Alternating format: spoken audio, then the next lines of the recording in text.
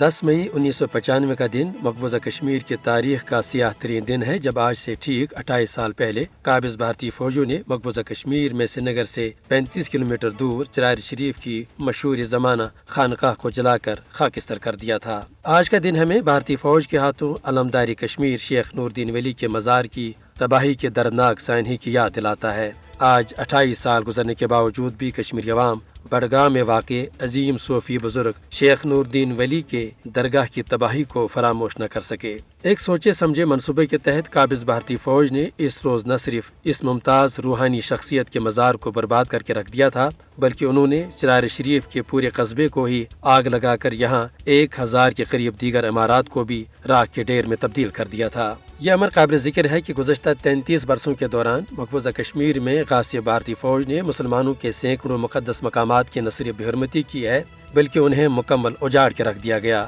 تاہم خانقاہ چرار شریف کو نظر آتش کرنا بلا شبہ تاریخی کشمیر کا سب سے المناک واقعہ ہے۔ آج مقبوضہ علاقے میں بی جے پی اور RSS کے کارندے سرعام کشمیری مسلمانوں کے مذہبی جذبات کو ٹھیس پہنچا رہے ہیں۔ یہاں مساجد، خانقاہیں اور درگاہیں بھی بھارتی فوج کی دہشت گردی کا نشانہ بن رہی ہیں۔ دراصل کشمیریوں کے جذبہ آزادی کو دبانے اور ان کے مذہبی جذبات کو مجروح کرنے کے لیے یہاں قابضین ہر وحشیانہ طریقہ استعمال میں لا رہے ہیں۔ اس متنازع علاقے میں کشمیریوں کی تہذیب و ثقافت کو نشانہ بنانا اور کشمیری مسلمانوں کے مذہب و عقیدے پر حملہ آور ہونا نہ صرف بنیادی انسانی اقدار بلکہ یہ سراسر بین الاقوامی قوانین کی بھی سنگین خلاف ورزی ہے۔ کشمیری مسلمانوں کو ظالمانہ ہندو فسطائی راج سے بچانے کے لیے بین الاقوامی انسانی حقوق کے اداروں کو ہر حال میں اپنا جاندار کردار ادا کرنا چاہیے۔